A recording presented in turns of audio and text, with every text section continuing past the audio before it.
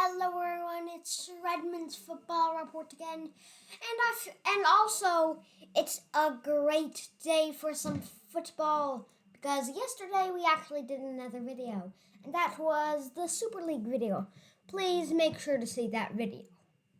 Yes, we've been talking yesterday an unexpected development about the unexpected development that is the Super League. The Super League, but not the Indian Super League. Please don't say that. Yes, no, not the Indian Super League or any other Super League of any description. Please do not fiddle with those. This is my perennial question. Please don't do that, okay? So we don't have as long a program today because we did a long one yesterday. Well, we did one yesterday anyway, which took a lot out of all of us. But we're going to plough through as usual and see what we can see of the week gone and the week ahead. So let's have the week gone. So you can see the Bolivian results there. I'm not going to worry about calling them all out. The main thing is to note that Atlético Nacional, who were top, but only on goal difference, went super top, if you like. They won it out. And now they go into playoffs. The 7-1 win is always going to help. Second and third, I think, were Santa Fe and Millonarios after their wins at the weekend. That was a crazy setup. We won't talk about Waterford's loss to Bohemians, but we're not surprised, unfortunately. And FC TikTok funny is Stickclaw.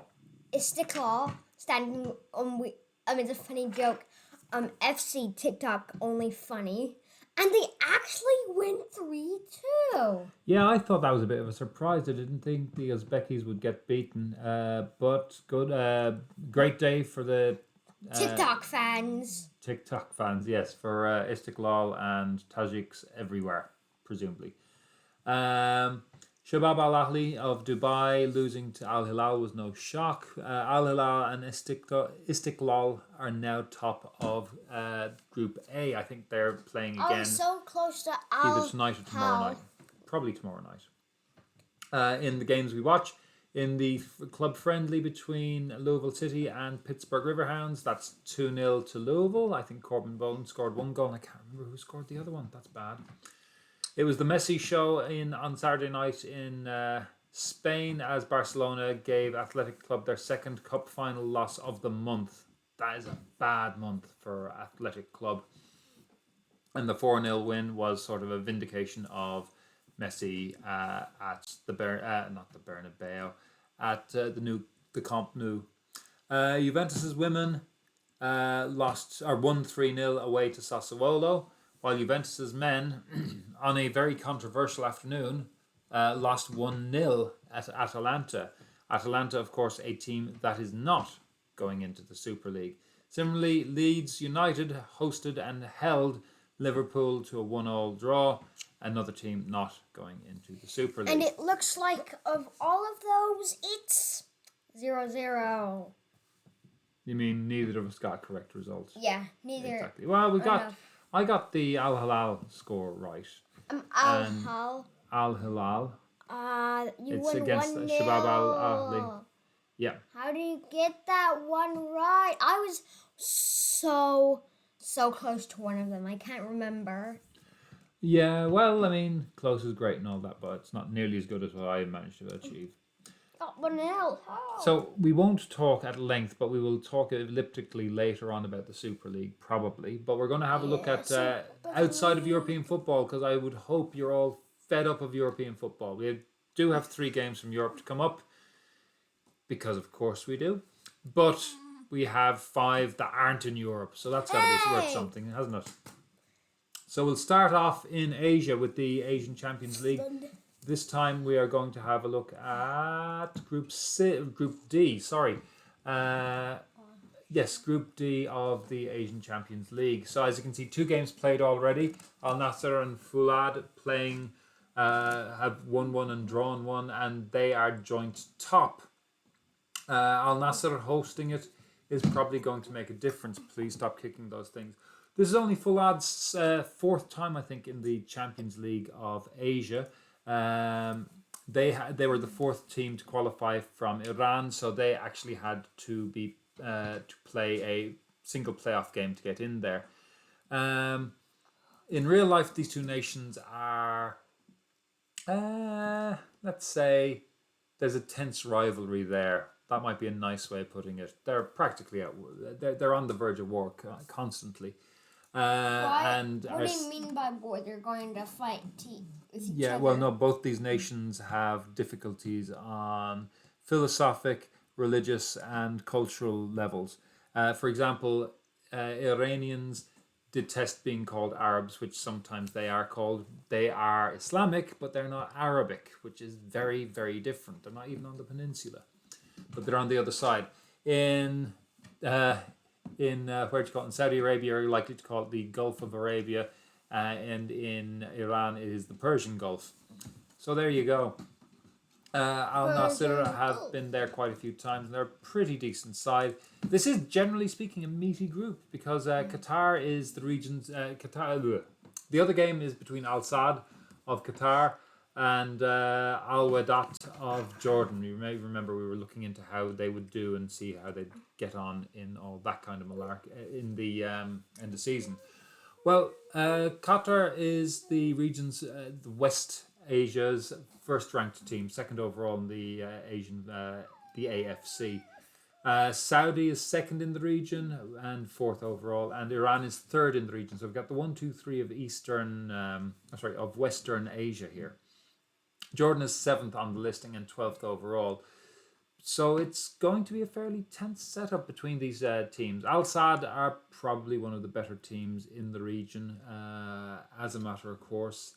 I wouldn't put either Al Nassr or Foolad in the same leagues. Obviously, Al-Wehdat won quite easily the Jordanese league, or Jordanian. I think it's Jordanian league. So yeah. So Redmond, Al Sadd against Al-Wehdat. What do you think? 0-0.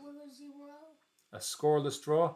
I'm gonna fancy Al Sadd to win it, to make it a 2-0 win over Al-Wehdat. And as for Foolad against Al Nassr, Foolad, 1-0 win. 2. Al Nassr FC. No, you have Foolad down as winning 1-0. Yeah. Okay, right, and I've gone for 1-0 for Al Nassr. We will take a jump sideways. For a minute, hang on, let me see. I'll close these two things down. Stop meddling and start getting engaged. I am sideways. We're going to have a look at our flavors and one other. As you can see, we're color changing a bit at the moment. So we're going to go with Redmond with a sort of a pinky red, me with a blue, and then with the usual feature games. So, but we'll start with Waterford, who are playing tonight. Their way to St. Pat's. It's on at 20 hours 45 CET, as always, all times, Central European time.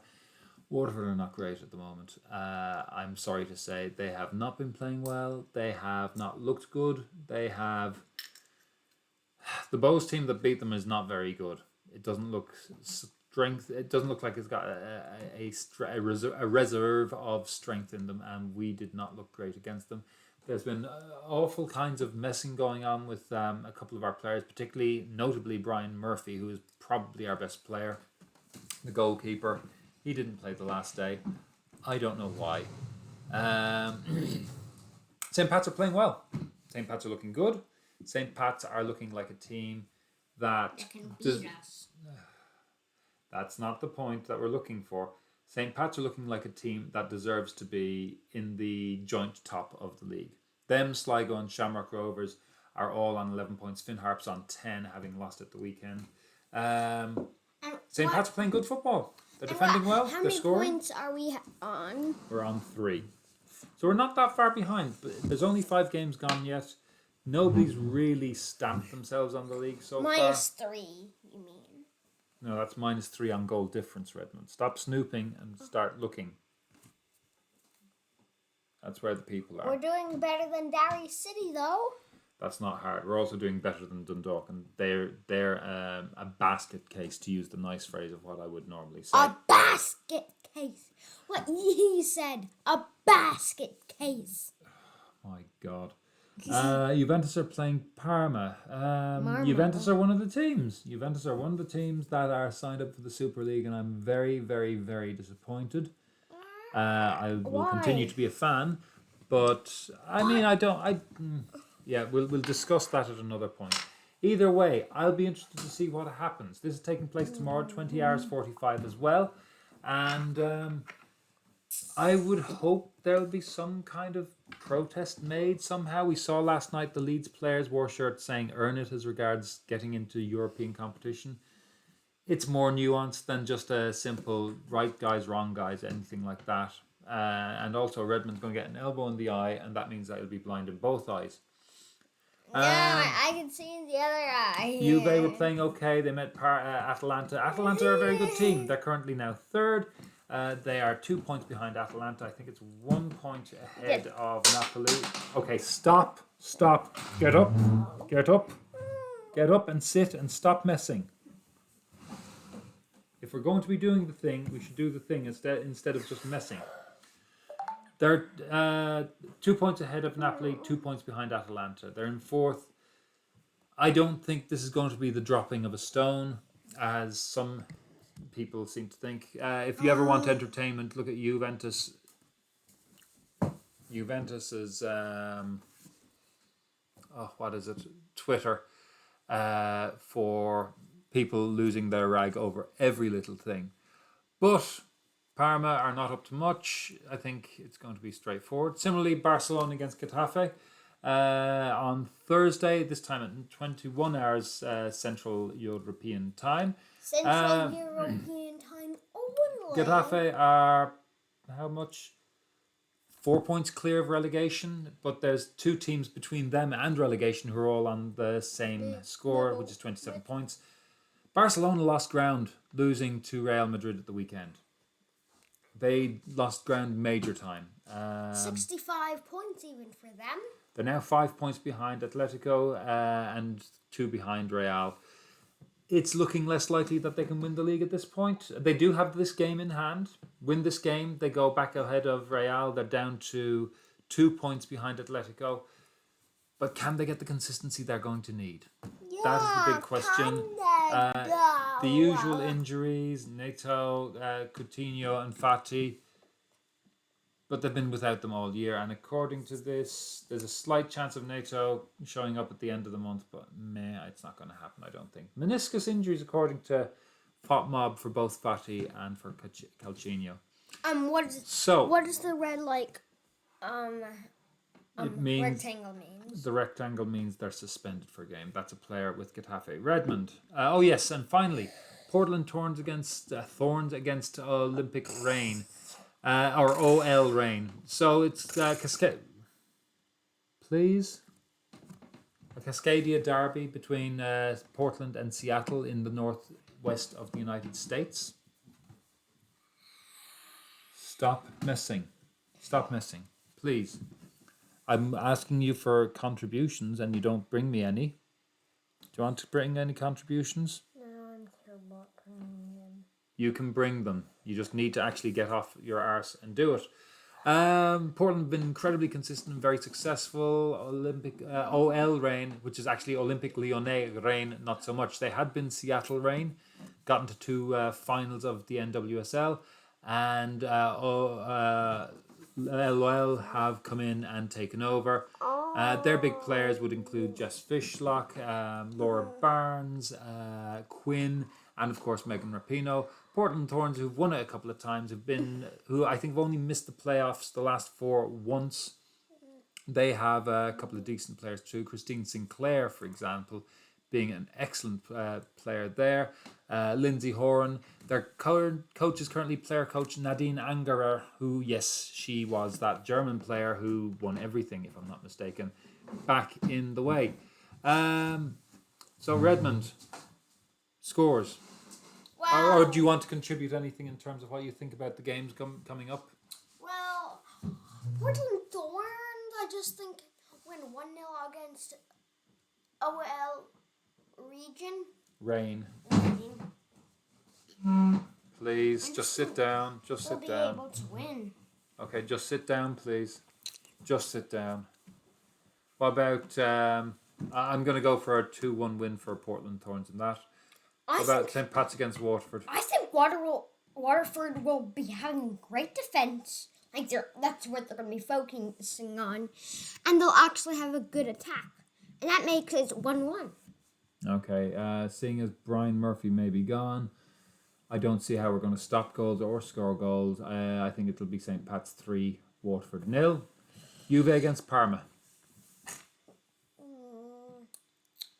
2-1 Juventus. I bet Parma's going to really want to slice a bit from Juventus. I'd say Juve will be rattled, but I don't think they're going to have difficulty here. I'm going to say it's going to be a 2-0 win again. And finally, Barcelona against Getafe. I think Barcelona will put out some players they've not normally played out, and it's going to make it 2-0. Okay, straightforward win for Barcelona there. I'm going to go for a 4-0 win. I don't think Getafe have anything about them. Right, finally, our last two games of the week to be looking at. This is from Group C of the Copa Libertadores, which starts the group stage this week. Sit up. Join us. Don't be a jerk. So some interesting teams here. Barcelona are here. We've got Boca Juniors. We've got Santos, and we've got the strongest, or Strongesti, because apparently, according to people who know better, Redmond. According to people who know better, the strongest is almost the most difficult name you could have for Bolivian Spanish. One of the things there is why is yes, it is Barcelona named after and Spain playing in there? They're not Barcelona of Spain. That's Barcelona if you look at the flag of Ecuador. So let's have a quick rundown through these teams. That shouldn't say Champions League. That should say Copa Libertadores. I've been running around because somebody's been driving me mad. Looking first at the strongest against Boca Juniors. The strongest were founded in 1908, so they're the oldest active club in Bolivia. The best they've ever managed to do is the last 16 of the competition, and I think they've done that 4 times. It's listed as second round, but I think it's last 16. Meanwhile, Boca are a pure giant. Double competition winners in Argentina last year. They were in the final of the Copa Libertadores, I think, in 2018, and they lost to River Plate. That ended up having to be finally played in the Bernabeu in Spain. Why did they lose against a river, but only on a plate? Yeah. That is like so weird. They lost against a river on a plate. I think the plate is named for the River Redmond, not the other way. No! Oh my gosh. There's a little river on one plate. So one of the odd things about Boca Juniors is they haven't won in South America for a long time. 2008 was their last title, which was the Recopa Sudamericana, which is kind of like the South American Super Cup. Having won the South American Champions League or the Copa Libertadores, which is the Liberators Cup, just in case you're thinking that does not translate into Champions League. The Copa Libertadores, they last won in 2007, so it's been a long time since they've won anything. If you look at Santos against Barcelona, we've got, again, Brazil against Ecuador. Santos were the last Brazilian team to qualify. They're the lowest qualifiers. They had to enter in the second round of qualification, and so had to play 4 games before they get to this one. But they were the finalists of the last edition. They lost to Palmeiras, I can never pronounce it right, in the final late on to that bullet header towards the end. The Barcelona of Ecuador is the largest club. It has more support than any other Ecuadorian team, both in Ecuador and in the world, as far as I can tell. And Spain, don't forget Spain. They have accidental support there. It was founded by a guy who's from the city of Barcelona. What? And so he named them that. Stop the Barcelona! Twice they've been runners-up in the Champions League, back in 1990 and in 1998. And in the 1994 team of Bolivia that went to the US World Cup had a lot of Barcelona or ex-Barcelona players in it. Redmond. Ex-Barcelona are the Ecuador Barcelona players. Okay, yeah, fine. Scores. Santos against Barcelona. 3-0 Barcelona. 3-0 to Barcelona. It is not the same Barcelona. You may be unhappy, boy. I thought that was the real Barcelona. CVSC. Sporting club, probably, because of a weird obsession in some parts of South America with using English. I'm going to say 2-1 to Santos. The strongest against Boca Juniors. Wiped they're just gonna Boca Juniors are basically gonna wipe out the strongest team in the world. Wipe out the strongest. Could you give us a score? 3-0 Boca Juniors. Boca Juniors. Boca Juniors. I'm going to say, I think I could be wrong about this, but I'm hoping I'm right. I think the strongest ground is at a very high elevation. It may be the National Stadium in Bolivia, if I'm not mistaken. And so I think that, especially coupled with it being the first game of the Copa Libertadores, that may make a difference. I think that that's going to lead to it being a 2-2 draw and a famous, so to speak, success for the strongest. But we will see. We will see. We will. Oh, we got a viewer. We do have a viewer. We often have a viewer. Sometimes we have 2. Sometimes we do have 2. We've never gotten 3. We did one time. Anyway, so those are the games coming up. They're taking place on the 21st and the 22nd, but late at night, ORS 15 and midnight itself. So hopefully there's a few games there that you might be interested in. Redmond, anything you want to say before we round up for the evening? Bye everyone on Redmond's football. Sudden ending. Take care. Here are the previews. Bye.